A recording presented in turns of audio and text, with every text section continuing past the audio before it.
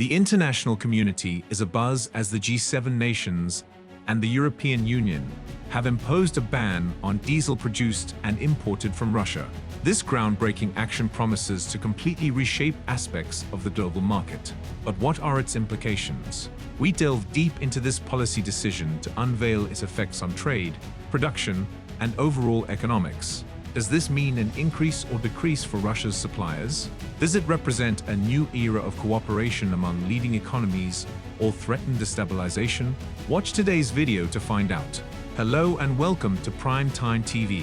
Before we begin, don't forget to subscribe to the channel and click the notification bell for more amazing content.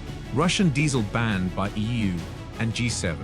The European Union has joined the US and the UK in banning imports of Russian diesel and other refined oil products. The EU wants to end its energy ties with Moscow, which was its biggest energy source for years. The ban is paired with a price cap on refined Russian fuel, which is meant to hurt Russia's earnings while making sure that the EU fuel embargo doesn't end up driving up already high global diesel prices. The oil products embargo comes 2 months after a similar ban on Russian crude oil brought in by sea. Both were announced in June as part of the EU's 6th set of sanctions against Russia in response to Moscow's vicious and unprovoked attack on Ukraine.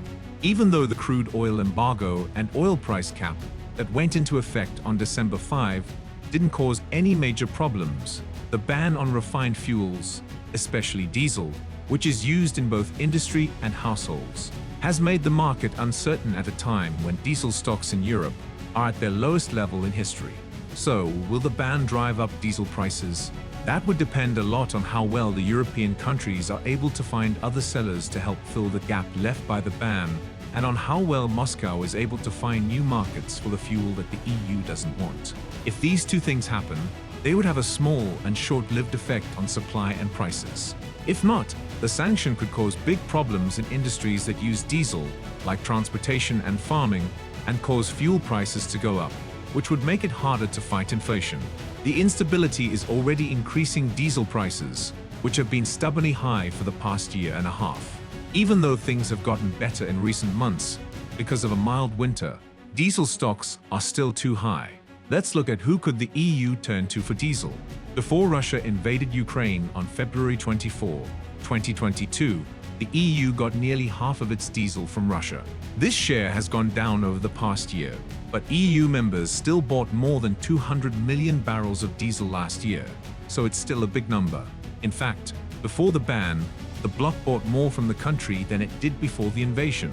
This was done to get off of Russian fuel. Because of the ban, the EU is missing roughly 600,000 barrels of diesel and related oil products per day. The EU plans to fill this gap with more supplies from the Middle East, Asia, and the US. Due to problems with its own refining capacity, the EU has already been relying on these regions to make up for the shortfall for the past few months. With the startup of big refineries like the Al Zour plant in Kuwait and the Jazan refinery in Saudi Arabia, this dependence is likely to grow. Also, Germany and Abu Dhabi National Oil Co. have signed a deal that says the oil company will send Germany 250,000 tons of diesel every month starting in 2023. Can China and India help? India and China, which have become the biggest buyers of Russian crude oil in the last year, could help the EU get more diesel. Since the invasion, India's diesel exports to Europe have gone up because refiners are taking advantage of low feedstock costs, because Russian crude is so cheap and diesel prices are so high. Last year, when workers' strikes shut down the French refining industry, the EU imported a lot more diesel and related products from India, which isn't a traditional supplier of diesel to Europe. This was a sign of things to come. China has raised the first set of export quotas for diesel and many other refined oil products for 2023. These exports have been going up quickly in recent months. The move is likely to keep its diesel exports at record levels, which could help push barrels from other producers westward into Europe. So, where does Russia stand after all of this?